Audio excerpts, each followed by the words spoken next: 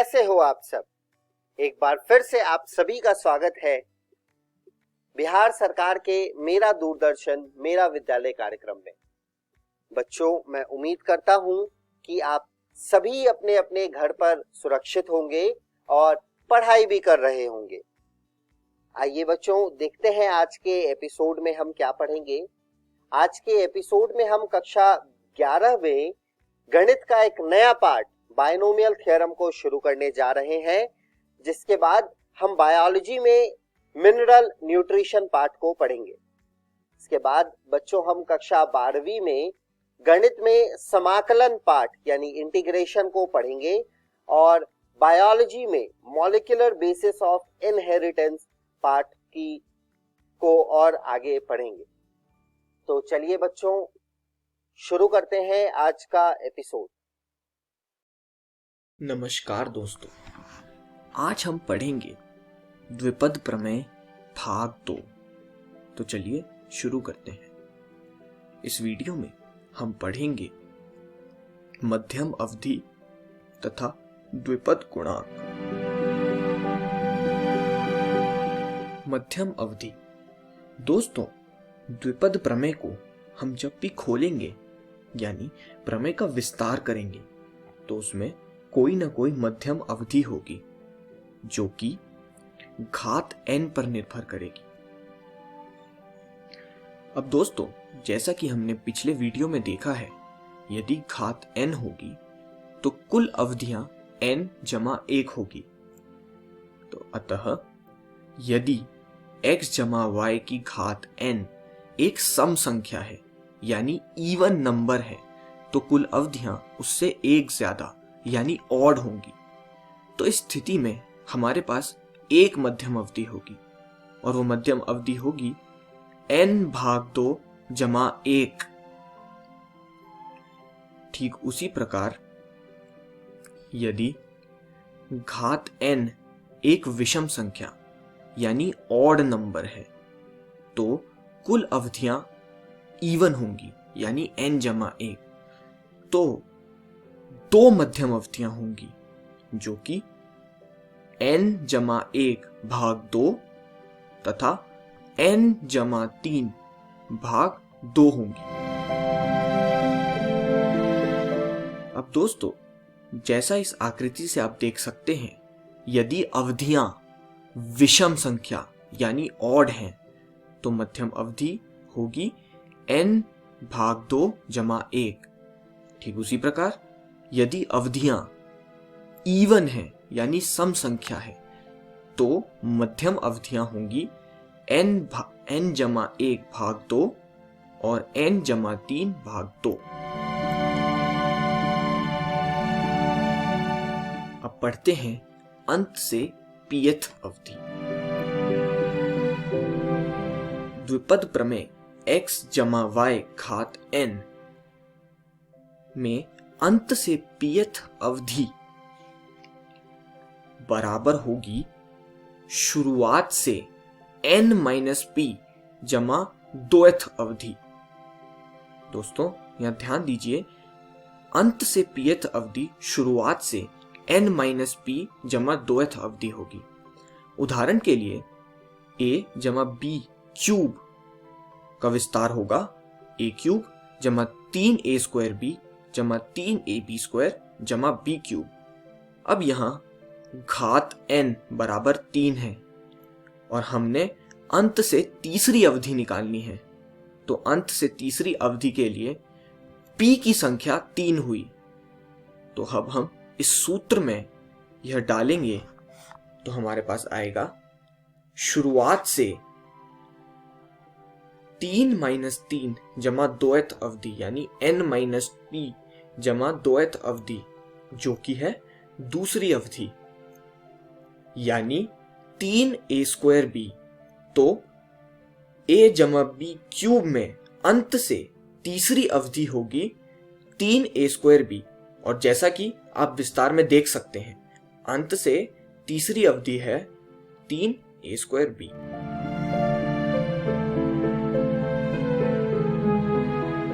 आइए अब पढ़ते हैं द्विपद गुणांक। दोस्तों a जमा b घात n को खोलने पर जो भी गुणांक a तथा b के साथ आएंगे, जैसे nc0, nc1, nc2 या ncn, ये सब द्विपद गुणांक कहलाते हैं। a जमा b घात n को हम खोलेंगे तो उसका विस्तार कुछ इस प्रकार आएगा। nc0 a raise to power n जमा nc1 a की घात n माइनस 1 गुणा b अप टू ncn। अब इस केस में यदि हम a और b को 1 डाल देते हैं तो आइए देखते हैं यह क्या बनेगा। 1 जमा a की घात n बराबर nc0 1 की घात n up to so on till ncn।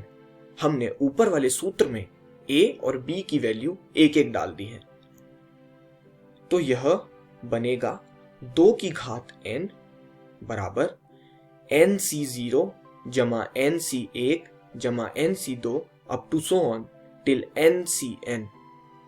आप यह समीकरण ध्यान रख लीजिए दोस्तों, क्योंकि आगे इससे हम एक बहुत ही विशेष विधि डिराइव करने वाले हैं। इसको हम नाम देंगे समीकरण 1। उसी प्रकार अब यदि हम a की वैल्यू 1 और b की वैल्यू -1 डाल देते हैं तो देखते हैं यह क्या बनता है। यह बनेगा 1 - 1 की घात n nc0 जमा nc1 गुणा -1 up to so on till ncn। तो 1 - 1 हो गया 0 और यह रह जाएगा nc0 माइनस nc1 जमा nc2 minus nc3 up to so on till ncn। यहां आप ध्यान देंगे तो विषम गुणांकों के साथ माइनस का साइन है, तो हम इन्हें इकट्ठा कर लेते हैं तो यह आएंगे nc1 जमा nc3 जमा nc5, यानी विषम गुणांकों का योग बराबर nc0 जमा nc2 जमा nc4 up to so on, यानी सम गुणांकों का योग, जिसे हम समीकरण 2 बोलेंगे।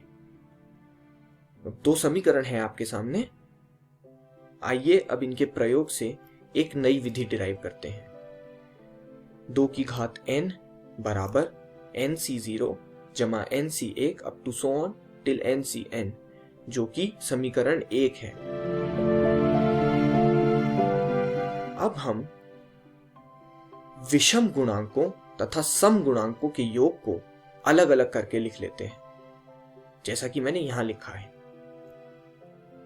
तो दूसरे समीकरण के मुताबिक विषम गुणांकों का योग तथा सम गुणांकों का योग आपस में बराबर है, तो वह बराबर हो जाएंगे। 2 गुणा सम गुणांकों का योग होगा। अब इस 2 को हम डिनोमिनेटर में ले जा लेते हैं तो यह होगा nc0 जमा nc2 जमा nc4 अप टू सम गुणांकों का योग। तो यह फॉर्मूला बना 2 की घात n-1 बराबर सम गुणांकों का योग, और चूंकि सम गुणांकों का योग बराबर है विषम गुणांकों के योग से, अतः 2 की घात n-1 बराबर हुआ विषम गुणांकों के योग से। तो हमने यह सिद्ध किया कि सम गुणांकों का योग अतः विषम गुणांकों का योग बराबर होगा 2 की घात n-1। इस वीडियो में हमने सीखा मध्यम अवधि तथा द्विपद गुणांक। अगली वीडियो में हम द्विपद प्रमेय पे सवाल करेंगे।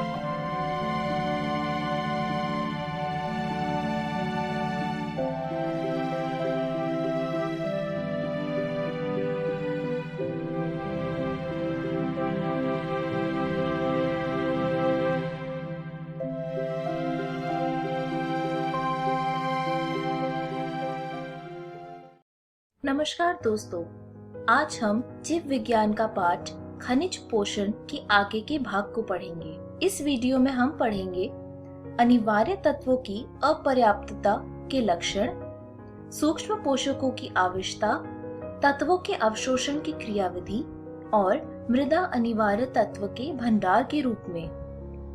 अनिवार्य तत्वों की अपर्याप्तता के लक्षण। अनिवार्य तत्वों की सीमित आपूर्ति होने पर पादपों की वृद्धि अवरुद्ध होती है।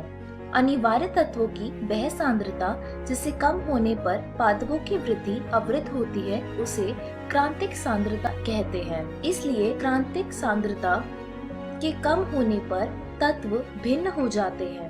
प्रत्येक तत्व के पौधे में एक या एक से अधिक विशेष संरचनात्मक और कार्यात्मक भूमिका होती है। अतः उक्त तत्व की कमी से पादपों में कुछ आकारिकी बदलाव आ जाते हैं। ये आकारिकी बदलाव तत्व के अपर्याप्तता को दर्शाते हैं, जिसे अपर्याप्तता संबंधी लक्षण कहते हैं। अपर्याप्तता लक्षण तत्व के अनुसार भिन्न भिन्न होते हैं और पौधों में इस तत्व की आपूर्ति कराने पर ये लक्षण विलुप्त हो जाते हैं। यदि यह कमी बनी रही तो अंततः पादप की मृत्यु हो जाती है। पादप के भाग जो अपर्याप्तता के लक्षण दर्शाती है, उक्त तत्व की गतिशील पर भी निर्भर करती है। पादप में जहाँ तत्व सक्रियता से गतिशील रहते हैं तथा तरुण विकासशील उत्तकों में निर्यातित होते हैं, वह अपर्याप्तता के लक्षण पुराने उत्तकों में पहले प्रकट होते हैं। उदाहरण के लिए नाइट्रोजन, पोटेशियम और मैग्नीशियम अपर्याप्तता के लक्षण सर्वप्रथम जीर्यमान पत्तियों में प्रकट होते हैं। पुरानी पत्तियों के जिन जैव अणुओं में ये तत्व होते हैं, विखंडित होकर नई पत्तियों तक गतिशील किए जाते हैं। जब तत्व अगतिशील होते हैं और वयस्क अंगों से बाहर अभिगमित नहीं होते तो अपर्याप्तता लक्षण कई पत्तियों में प्रकट होते हैं। उदाहरण के लिए तत्व कैल्शियम कोशिका की संरचनात्मक इकाई के भाग है, अतः ये आसानी से रूपांतरित नहीं होते हैं। पत्तियों के क्लोरोफिल के ह्रास से पीलापन आना क्लोरोसिस कहलाता है। यह लक्षण नाइट्रोजन, पोटेशियम, मैग्नीशियम, सल्फर, लौह यानी आयरन, मैंगनीज, जिंक और मोलिब्डेनम की कमी से होते हैं और पत्ते इस प्रकार के दिखने लगते हैं। कैल्शियम, मैग्नीशियम और कॉपर और पोटेशियम की कमी से नेक्रोसिस या उत्तकों या मुख्य रूप से पत्तियों की मृत्यु होती है और पत्तियां कुछ इस प्रकार दिखने लगती है। नाइट्रोजन, पोटेशियम, सल्फर और मोलिब्डेनम की अनुपस्थिति या इनके निम्न स्तर के कारण कोशिका का विभाजन रुक जाता है। कुछ तत्व जैसे कि नाइट्रोजन, सल्फर और मोलिब्डेनम की सांद्रता कम होने के कारण पुष्पन में देरी आती है। सूक्ष्म पोषकों की आवश्यकता। उपरोक्त विवरण से आप देख सकते हैं कि किस तरह तत्व की अपर्याप्तता की कई लक्षण प्रकट होते हैं और यह लक्षण एक या विभिन्न तत्वों की अपर्याप्तता से हो सकते हैं। अतः अपर्याप्त तत्व को पहचानने के लिए पौधे के विभिन्न भागों में प्रकट होने वाले लक्षणों का अध्ययन करना पड़ता है और उपलब्ध तथा मान्य तालिका से तुलना करनी होती है। हमें इस बात से भी अवगत रहना चाहिए कि समान तत्व की कमी होने पर भिन्न भिन्न पौधे भिन्न प्रतिक्रिया देखते हैं। सूक्ष्म पोषकों की अनिवार्यता न्यून मात्रा में होती है, लेकिन मामूली कमी से भी अपर्याप्तता के लक्षण और अल्प वृद्धि आवश्यकता उत्पन्न होती है। दूसरे शब्दों में सांद्रताओं की संकीर्ण परिसर में ही कई तत्व अनुकूलतम होता है। किसी खनिज आयन की वह सांद्रता जो उत्तकों के शुष्क भार में 10% की कमी करे उसे आविश माना गया है। इस तरह की क्रांतिक सांद्रता सूक्ष्म मात्रिक तत्वों के बीच भिन्न होती है। आविशता के लक्षणों की पहचान मुश्किल होती है। अलग अलग पादपों के तत्व को आविशता स्तर भिन्न होती है। कई बार किसी एक तत्व की अधिकता दूसरे तत्व की अधिग्रहण को अवरुद्ध करती है। उदाहरण के लिए मैग्नीज की आवश्यकता के मुख्य लक्षण है भूरे धब्बे का आविर्भाव, जो कि क्लोरोटिक शिराओं द्वारा घिरी होती है। यह जानना अनिवार्य है कि लौह एवं मैग्नीशियम के साथ मैग्नीज अंतर्ग्रहण तथा मैग्नीशियम के साथ एंजाइम से जुड़ने के लिए प्रतियोगिता करता है। मैग्नीज स्तंभ शीर्ष में कैल्शियम स्थानांतरण को भी बाधित करता है।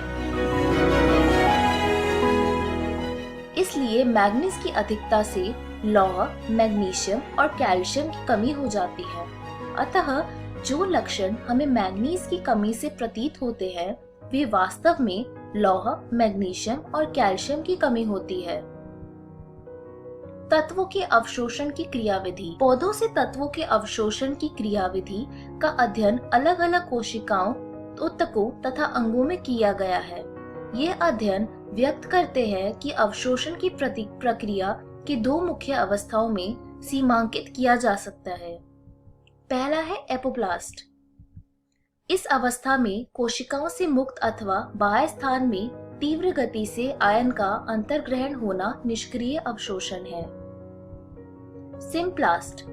दूसरी अवस्था में कोशिकाओं की आंतरिक स्थान में आयन धीमी गति से अंतर्ग्रहण किए जाते हैं। आयनों की गति को प्राय अभिवाह यानी फ्लक्स कहते हैं। ये दो प्रकार के होते हैं, अंतर्वाह यानी इनफ्लक्स, कोशिका के अंदर की गति, और बाहिर्वाह यानी इफ्लक्स, कोशिका की बाहर की गति।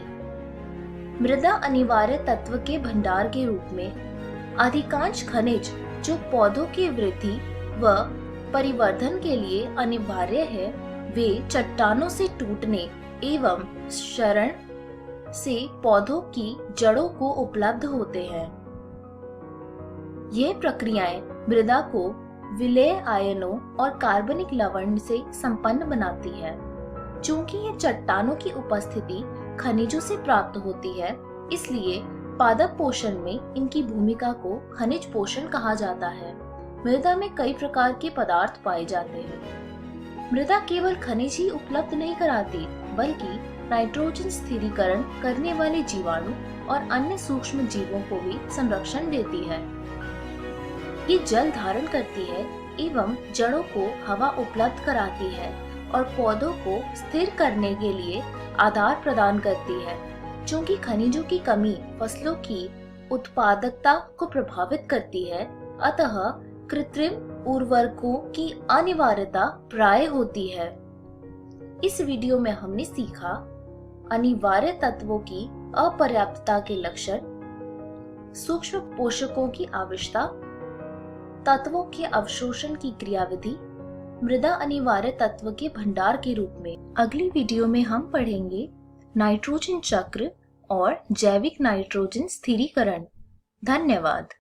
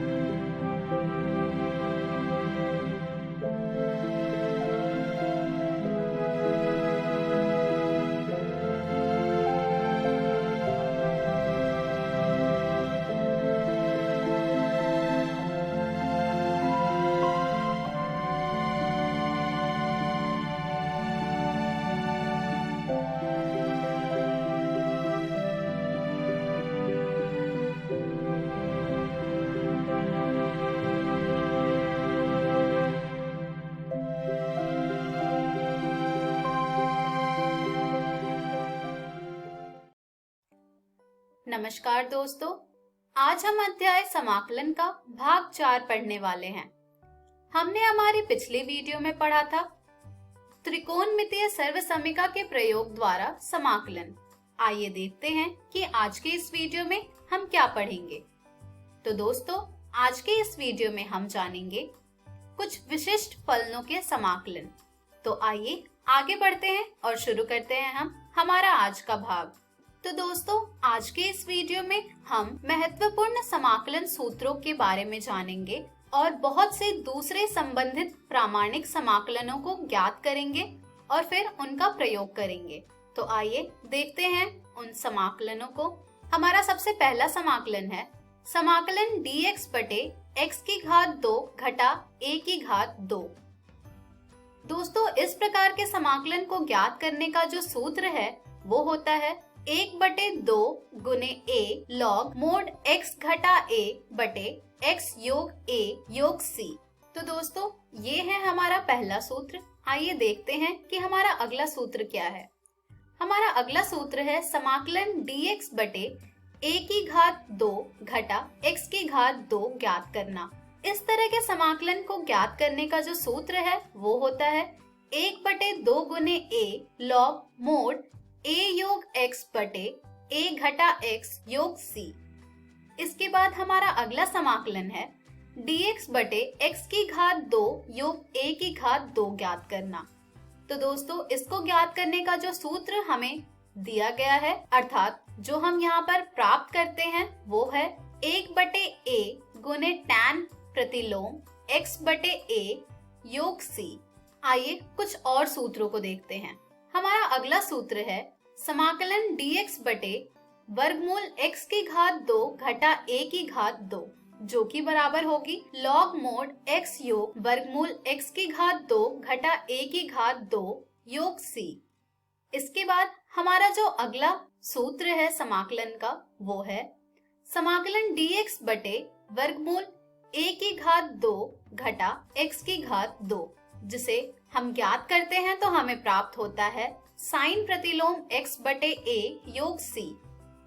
इसके बाद हमारा अगला जो समाकलन है वो है समाकलन dx बटे वर्गमूल x की घात 2 योग a की घात 2, जिसे हम जब हल करके प्राप्त करते हैं तो हमें ये प्राप्त होता है log मोड x योग वर्गमूल x की घात 2 योग a की घात 2 योग c।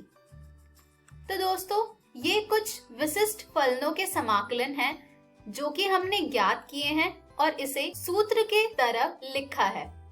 तो आप इन सूत्रों को अच्छी तरह से याद कर लें ताकि जब आप इस प्रकार के प्रश्नों को हल करेंगे और जहां पर आपको इसका प्रयोग करना पड़ेगा, आप प्रयोग करके आसानी से समाकलन ज्ञात कर पाएं। तो ये कुछ 6 विशिष्ट फलनों के समाकलन हैं जिन्हें आप जरूर याद कर लें। आइए अब हम कुछ प्रश्नों को देखेंगे इन सूत्रों पर आधारित।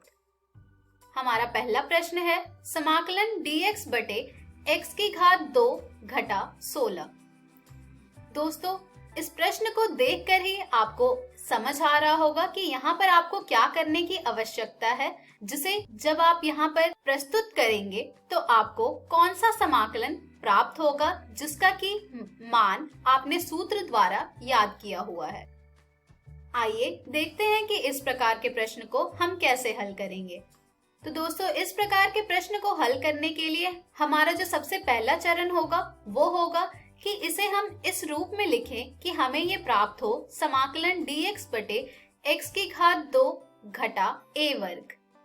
तो दोस्तों, यहाँ पर हम इसे लिख सकते हैं समाकलन dx बटे x की घात 2 घटा 4 की घात 2, अर्थात 4 की घात 2 16 के बराबर होती है। तो यहाँ पर हमने 4 की घात 2 लिखा, जो कि यहाँ पर हमारा काम करेगा a का। तो अब ये जो समाकलन है ये हमारे समाकलन dx बटे x की घात 2 घटा a की घात 2 के रूप में आ गया है, जो कि है समाकलन dx बटे x की घात 2 घटा 4 की घात 2। चलिए अब हम इसे हमारे सूत्र में प्रतिस्थापित करते हैं। जब हम इसे हमारे सूत्र में प्रतिस्थापित करेंगे तो ये हमें प्राप्त हो जाएगा 1/2 गुने 4 लॉग मोड x घटा 4 बटे x योग 4 योग c। तो दोस्तों आपने देखा कि किस प्रकार से हम इस तरह के प्रश्नों को हल करते हैं। चलिए अब हम बढ़ते हैं हमारे अगले प्रश्न की ओर। समाकलन dx बटे वर्गमूल 2x घटा x की घात 2 का हल ज्ञात करना। आइए देखते हैं कि इस प्रकार के प्रश्न को हम कैसे हल करेंगे। तो दोस्तों इस प्रकार के प्रश्न को हल करने में हमारा जो सबसे पहला कार्य होगा वो होगा कि वर्गमूल 2x घटा x की घात 2 को इस रूप में परिवर्तित करना कि हमें ये प्राप्त हो जाए वर्गमूल a की घात 2 घटा x की घात 2 के रूप में। तो आइए देखते हैं कि हम 2x घटा x की घात 2 को कैसे लिख सकते हैं। तो दोस्तों 2x घटा x की घात 2 बराबर होगी a वर्ग घटा x घटा 1 वर्ग के, यानी कि वर्गमूल 2x घटा x की घात 2 बराबर होगी वर्गमूल a वर्ग घटा x घटा 1 वर्ग के। इसके बाद हमारा जो अगला चरण होगा दोस्तों वो होगा कि हम x घटा 1 को t मान लें।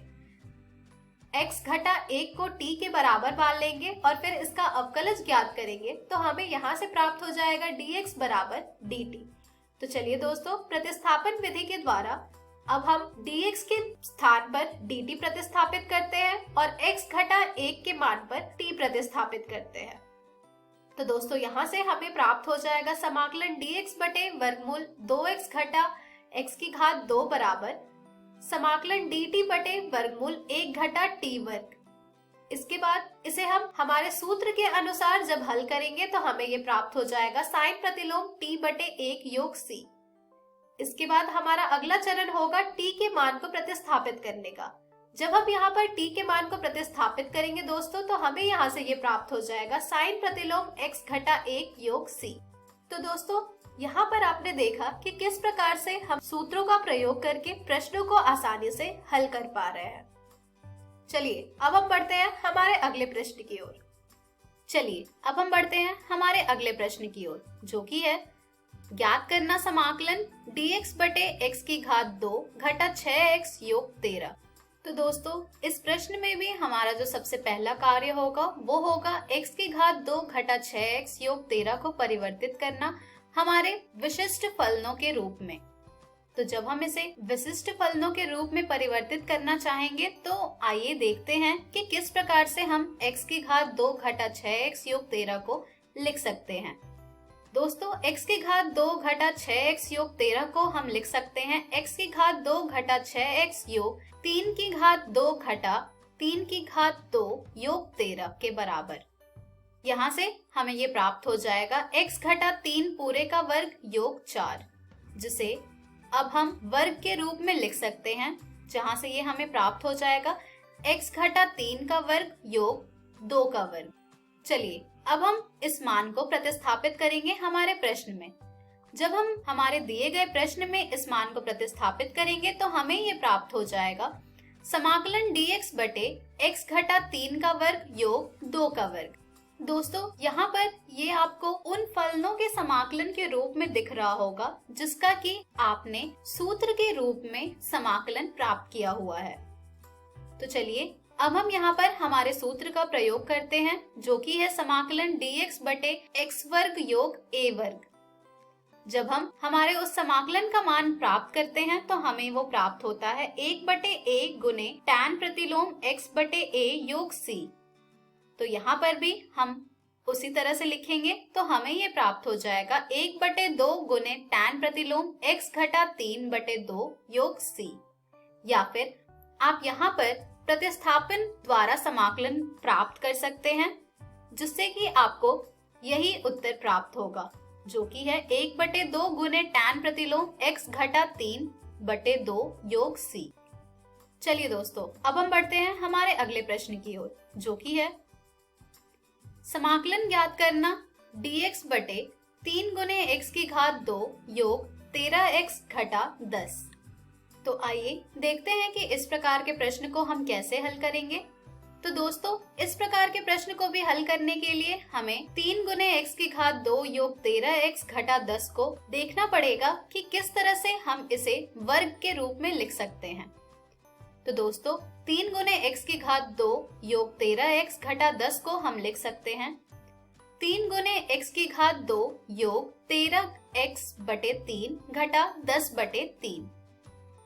यहाँ से हम इसे और हल करेंगे तो हमें ये प्राप्त होता है 3 गुने x की घात 2 योग 2 गुने 13x बटे 3 गुने 1 बटे 2 योग 13 बटे 6 का वर्ग घटा 13 बटे 6 का वर्ग घटा 10 बटे 3। यहाँ से इसे हम और हल करेंगे तो हमें ये प्राप्त हो जाएगा 3 गुने x योग 13 बटे 6 का वर्ग घटा 17 बटे 6 का वर्ग, जिसे जब हम यहाँ पर दिए गए प्रश्न में प्रतिस्थापित करेंगे तो हमें ये प्राप्त हो जाएगा 1 बटे 3 गुने समाकलन dx बटे x योग 13 बटे 6 पूरे का वर्ग घटा 17 बटे 6 का वर्ग। यहाँ से हमें ये हमारे सूत्र के रूप में प्राप्त हो रहा है, जिसका कि समाकलन हम आसानी से ज्ञात कर सकते हैं। तो आइए देखते हैं कि हम इसे कैसे हल करके इसका समाकलन प्राप्त करेंगे। तो दोस्तों यहाँ पर हम x योग 13 बटे 6 को t मान लेंगे, जहाँ से हमें इसका अवकलज करने पर प्राप्त हो जाएगा dx बराबर dt। जब हम इस मान को हमारे प्राप्त किए गए समाकलन में प्रतिस्थापित करेंगे तो हमें ये प्राप्त हो जाएगा 1 बटे 3 गुने समाकलन dx बटे t वर्ग घटा 17 बटे 6 पूरे का वर्ग। यहाँ से हमें ये हमारे सूत्र में बनता हुआ दिख रहा है, जिसका कि समाकलन हमें पता है। तो चलिए उस सूत्र में इसके मान को प्रतिस्थापित करते हैं। तो दोस्तों यहाँ से हमें ये प्राप्त हो जाएगा 1 बटे 3 गुने 2 गुने 17 बटे 6 गुने लॉग मोड t घटा 17 बटे 6 बटे t योग 17 बटे 6 योग c1। यहाँ से हम पुनः हल करेंगे और t के मान को प्रतिस्थापित करेंगे तो हमें ये प्राप्त हो जाएगा 1 बटे 17 गुने लॉग मोड x योग 13 बटे 6 घटा 17 बटे 6 बटे x योग 13 बटे 6 योग 17 बटे 6 योग c1, जिसे हम और हल करेंगे तो हमें ये प्राप्त हो जाएगा 1 बटे 17 गुने लॉग मोड 6x घटा 4 बटे 6x योग 30 योग c1, जहाँ से जब हम दो उभयनिष्ठ लेंगे तो हमें ये प्राप्त हो जाएगा 1 बटे 17 लॉग 3x घटा 2 बटे x योग 5 योग c1 योग 1 बटे 17 लॉग 1 बटे 3। यहाँ पर हम c1 योग 1 बटे 17 लॉग 1 बटे 3 को मान लेंगे c। तो हमें यहाँ से यह प्राप्त हो जाएगा 1 बटे 17 गुने लॉग मोड 3x घटा 2 बटे x योग 5 योग c। तो दोस्तों यहाँ पर आपने देखा कि किस प्रकार से हम उन विशिष्ट फलनों के समाकलन द्वारा प्रश्नों को हल कर पाते हैं और फिर उसका समाकलन ज्ञात कर पाते हैं।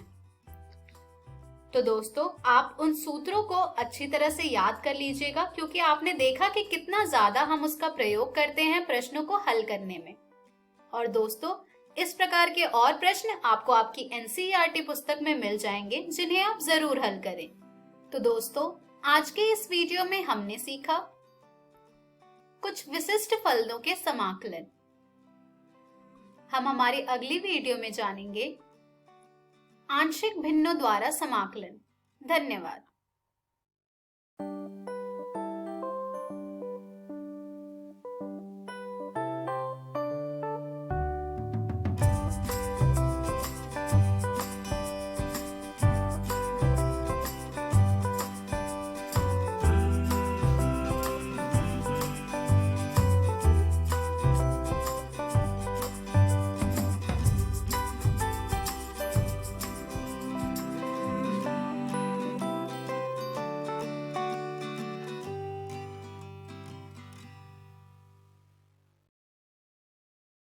हेलो दोस्तों, जीव विज्ञान की इस वीडियो में आपका स्वागत है।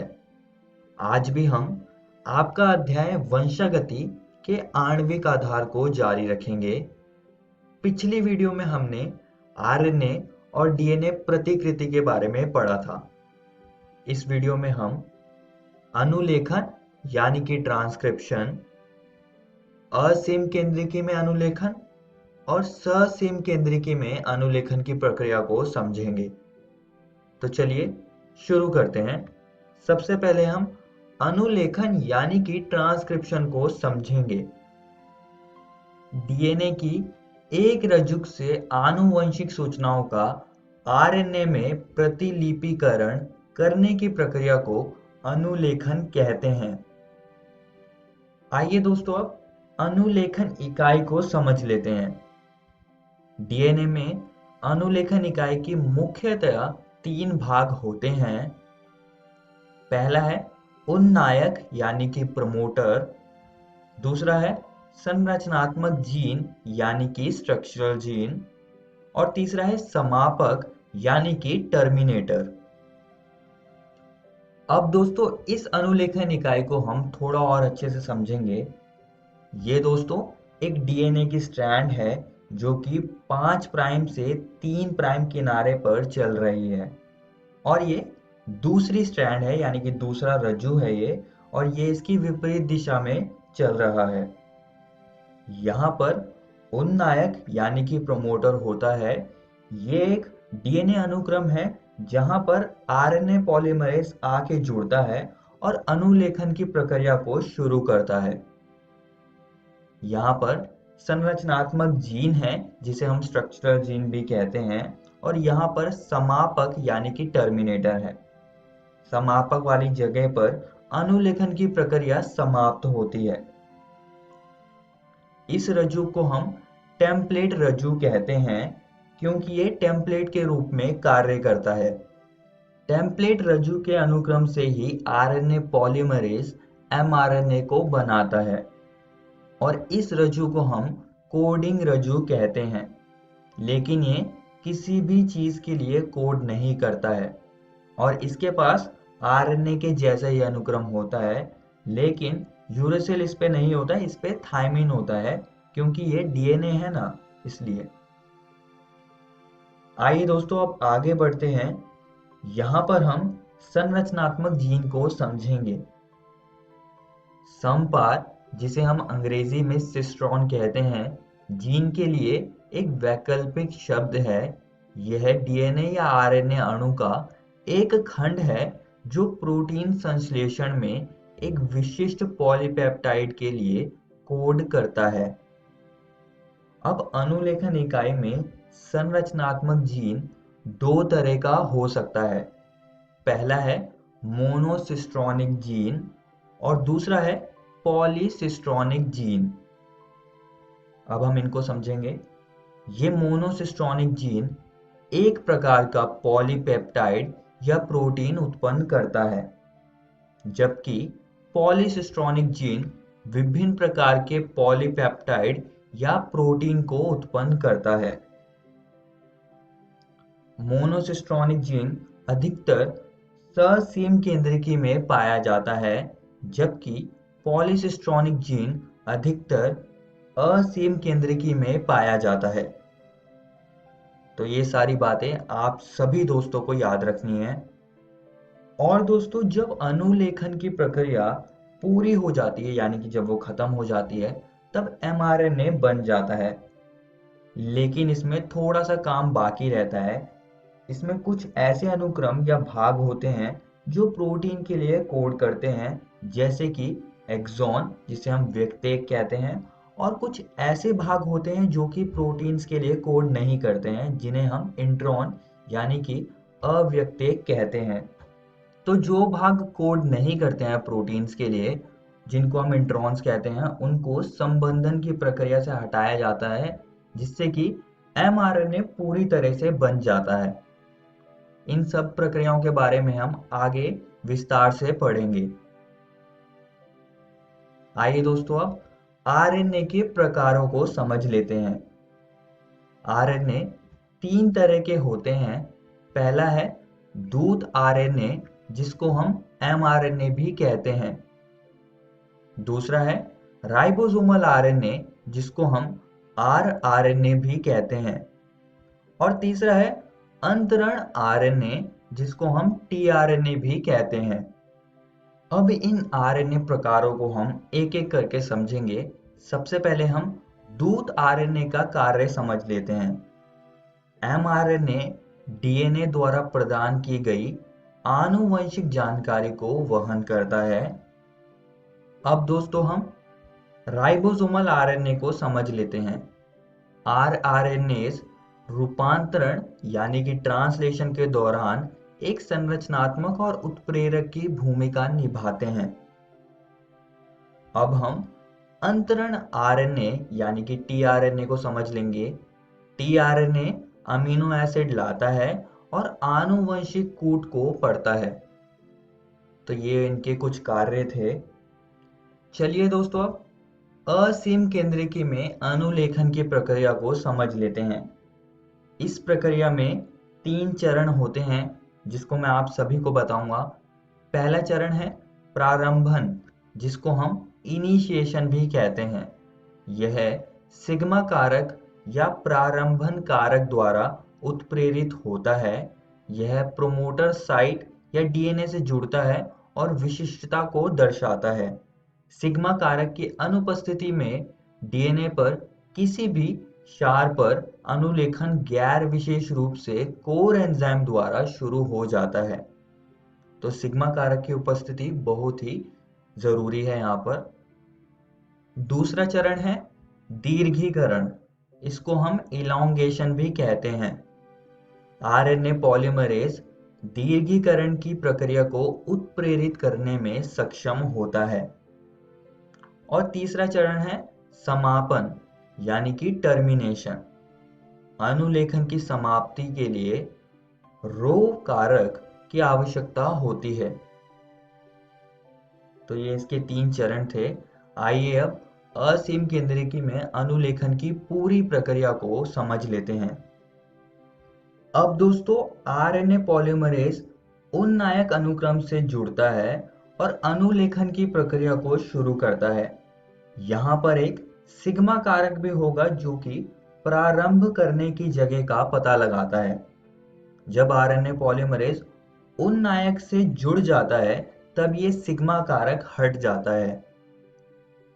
यहाँ पर डीएनए द्विकुंडली संरचना खुलती है और आरएनए पॉलीमरेज यहाँ पर एमआरएनए बनाएगा। वो कुछ ऐसे करके एमआरएनए बनाता है।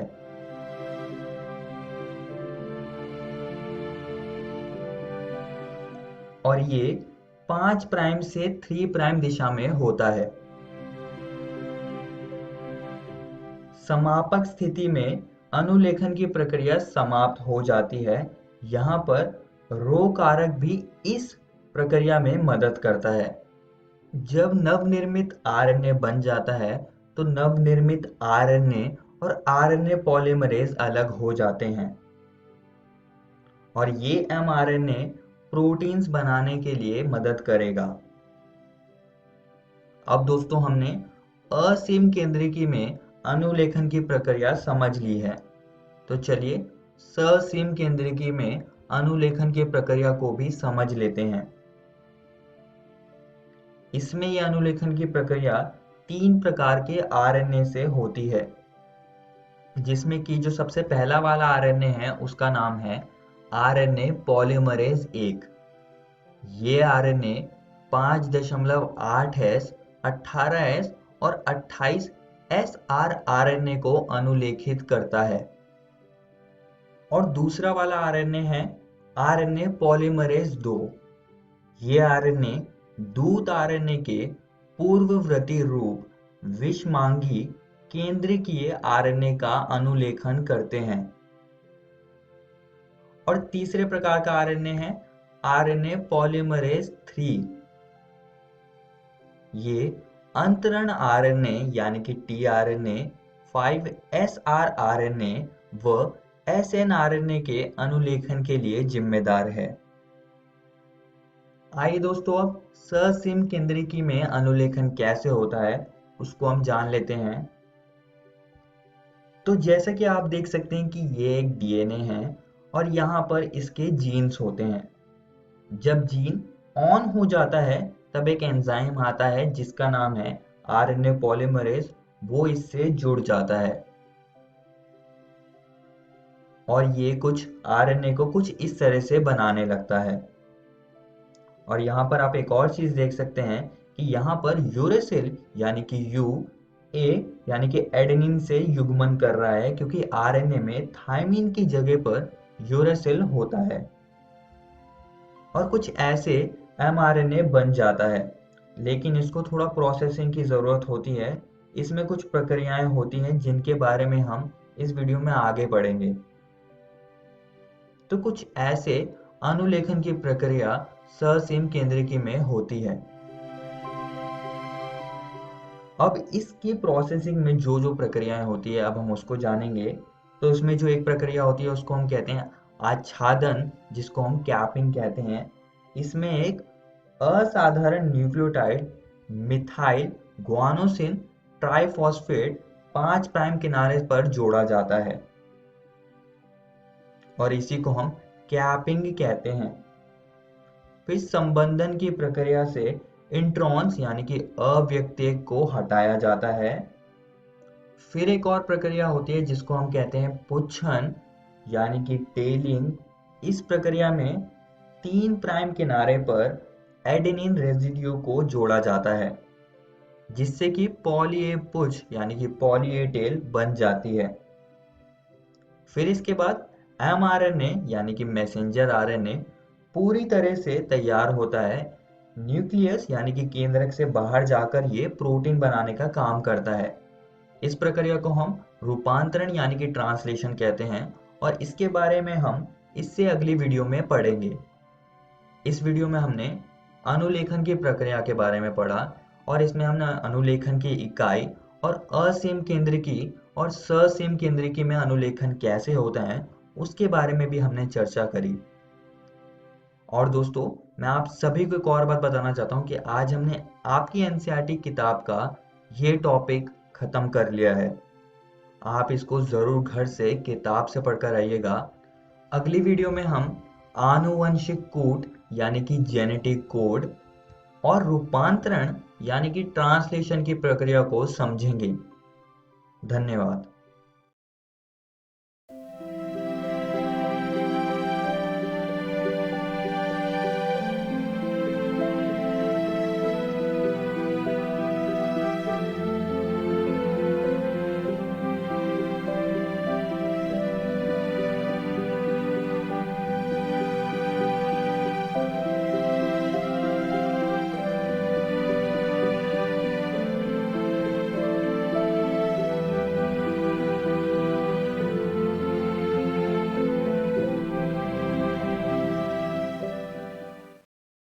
आशा करता हूं कि आज के एपिसोड में जो भी पाठ आपको पढ़ाया गया हो आप उसे अच्छे से समझ पाए होंगे। यदि कोई सवाल आपके मन में आया हो तो उसे उन्नयन ऐप पर आप पोस्ट करके अपने जवाब को जान सकते हैं या फिर आप हमें ईमेल भी कर सकते हैं स्क्रीन पर दिए गए ईमेल आईडी पे। एक आवश्यक सूचना, यह वीडियो बीईपीसी की वेबसाइट पर भी उपलब्ध है। वेबसाइट नोट कर लीजिए बच्चों, www.bepcssa.in। जब आप इस वेबसाइट पर जाएंगे तो डिजिटल लर्निंग वाले सेक्शन में जाकर आप इस वीडियो को देख सकते हैं। मिलते हैं बच्चों अगले एपिसोड में कुछ और रोचक पाठ के साथ। तब तक के लिए घर में रहिए, सुरक्षित रहिए और पढ़ते रहिए। बाय बाय बच्चों।